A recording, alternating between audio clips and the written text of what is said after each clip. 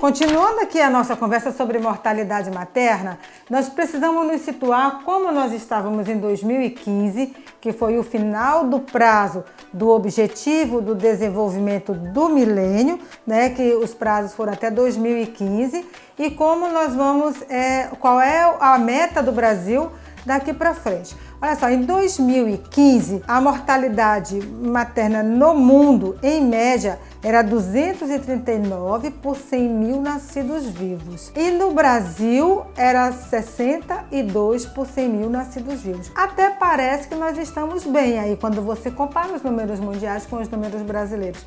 Acontece que nos países desenvolvidos, a média é 12 por 100 mil nascidos vivos. Ou seja, no Brasil é 5 vezes a média dos países desenvolvidos. Por isso que o Brasil, ele estipulou como uma meta agora do desenvolvimento sustentável, a mortalidade materna deverá ser reduzida até 2030 para 30 por 100 mil nascidos vivos, ou seja, a metade do que era em 2015.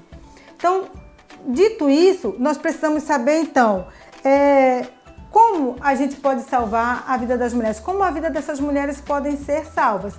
Olha, 98% das mortes por complicação da gravidez e do parto, elas podem ser evitadas. Então, são mortes evitáveis.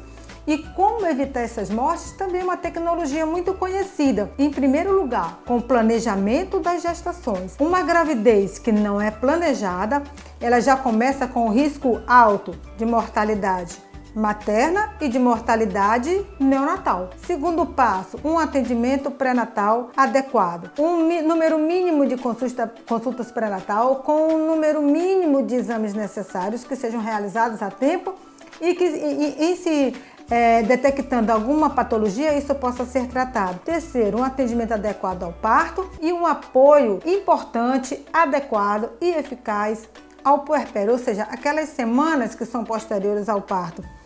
E ainda, e voltamos para o começo, o fornecimento de um método contraceptivo para que essa mulher possa espaçar a gravidez.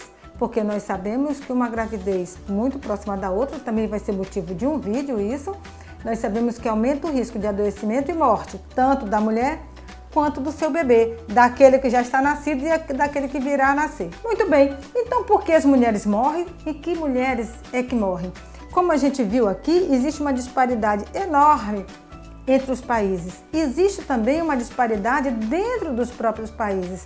Existe disparidade de morte, de risco de adoecimento e morte entre mulheres com alta escolaridade, com baixa escolaridade, mulheres ricas, mulheres pobres, mulheres que vivem na zona urbana, mulheres que vivem na zona rural. Então, essas disparidades, essa desigualdade social coloca algumas mulheres em um risco maior de adoecimento e morte durante a gravidez, o parto e o puerpério. Então, essas mulheres, elas precisam ser o foco da nossa atenção. E entre todas essas, existe um subgrupo que tem um risco maior ainda, que são as adolescentes. O risco de adoecimento e morte de uma adolescente grávida é muito mais alta do que de uma mulher adulta. Aliás, a primeira causa de morte de meninas entre 14 e 19 anos são as complicações da gravidez e do parto. Então, a morte materna tem endereço e tem solução. Nós só precisamos colocar em prática. Então, gravidez sem planejamento, não.